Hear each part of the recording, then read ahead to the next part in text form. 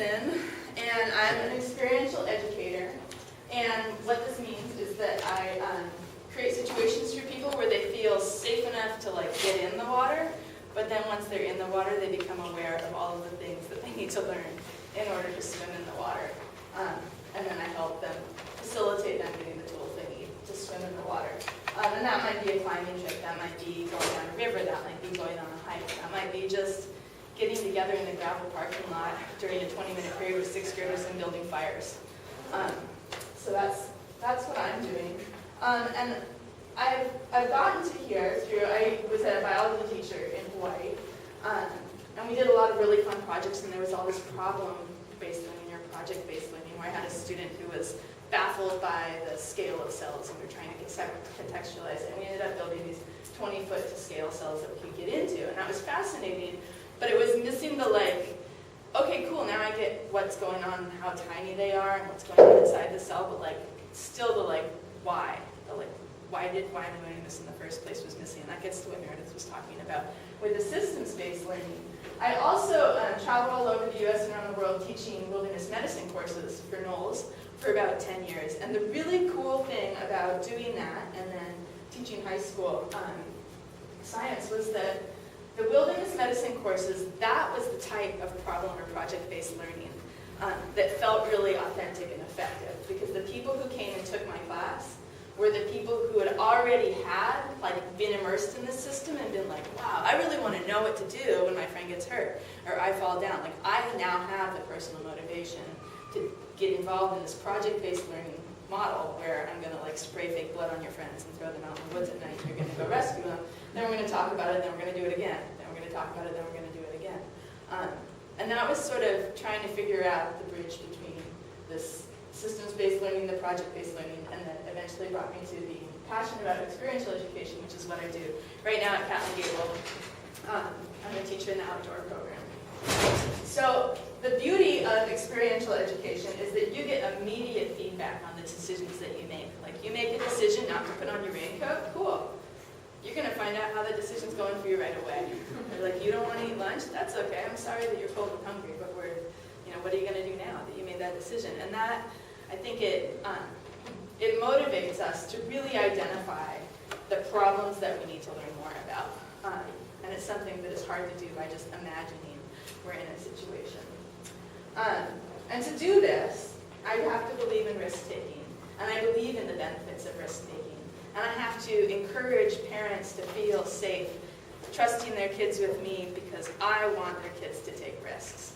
And I think, like with what Meredith talked about, that is a huge skill that we need to be teaching in schools, is how to identify safe risks, identify real risks, identify perceived risks, and decide which risks to take. So innovative risk-taking, I want to just talk about the conversation that we all came here to have tonight and talking about the future of education. And this is a really, really scary conversation to have because our current education system, I think it would be hard to find somebody who has not felt in some way let down by it. I think there's a lot of pain and frustration. There's a lot of really good people who are overburdened and working way too hard and way too much for way too little.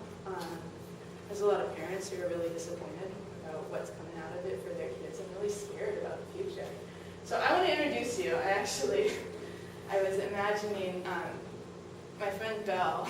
She talks about, she calls it her committee, like this chorus of voices of figures in her head. And I was getting ready to do this talk, and my committee went crazy this weekend. And so I want to introduce you to my committee about giving this talk. And maybe you know some of them. And it feels really vulnerable to have this conversation. So I want to set us up so that we can break out into a conversation and feel okay taking the risk to talk about the future of education in an environment where we're all really hurt and we're tired of it and we're frustrated. So here's my committee. Here's what they say. This is also her. And then this her. This guy.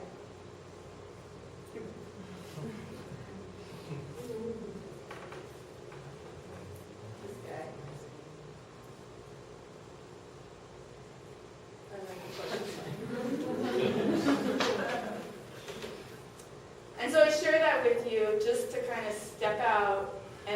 and share that vulnerability. And I hope you guys will share in it too, so that we can actually have a really constructive conversation tonight. Because I believe in the power of imagining utopian solutions. I believe, like Meredith, in dreaming, in letting ourselves think big, think beyond the constraints of logistics. I think that's how we find the seeds for the future. I think that positive and radical change comes not from reacting to what we're upset and frustrated about, but comes from like dreaming and yearning for something fantastic that you want so badly because you're so excited about it.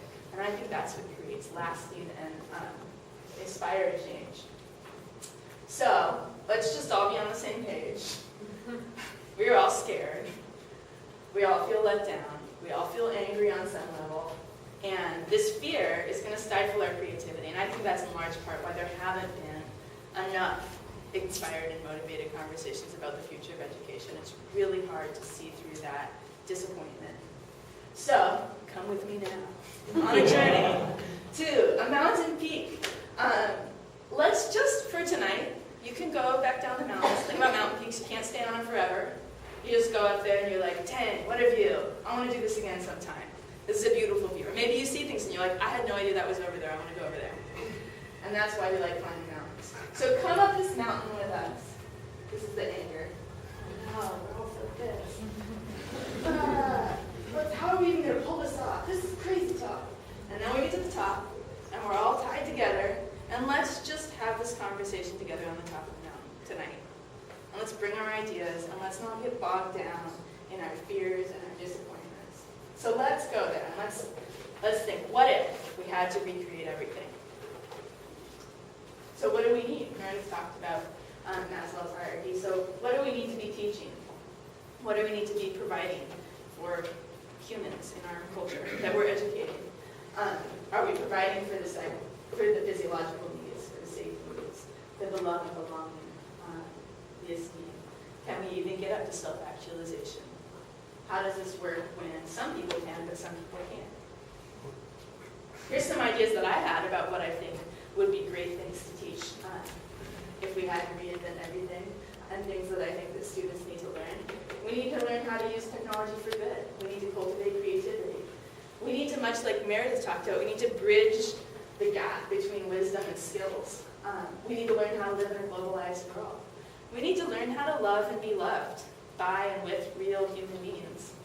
We need to learn more conflict resolution skills and peacemaking skills to make the world a better place. We need to learn environmental stewardship. We need to think about reversing poverty. And we need to learn how to achieve sustainable lifestyles in order to exist on this planet. And those are big things that we need to learn. So the tools that we have, currently the tools that we use classrooms, we use teachers, we use curriculums. So I want to share with you some brainstorms, and maybe something that I say you'll be like, oh, that seems like a cool idea, but I want to take it here. So with classrooms, we have these schools. What if we used more outdoor education? What if by climbing a mountain you could learn about teamwork, leadership, you could learn about environmental stewardship, you could learn about sequencing, you could learn about planning ahead, you could learn about how to read maps, and you could learn math through that. These are some of these big system-based things that we could get into. What if instead of a school building, we use trailers? I have a small collection of trailers. It drives my family crazy. And they're in the process of getting flipped into nicer and better trailers to do interesting things with.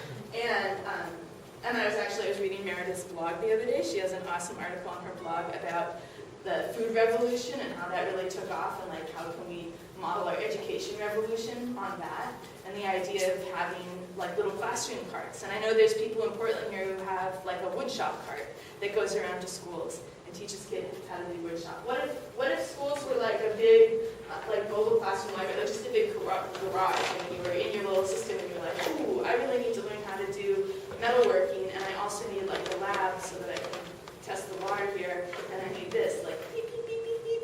I need these classrooms, and then they come to where I am, and then I have a little pop-up school in order to solve the problems that I've identified that I need to learn about. So these are just some ideas. We have teachers as one of our tools. And I want to just ask you guys right now, just take a minute and think about your favorite teacher you ever had. The best teacher ever. You got him? tell them what it was. What did they do for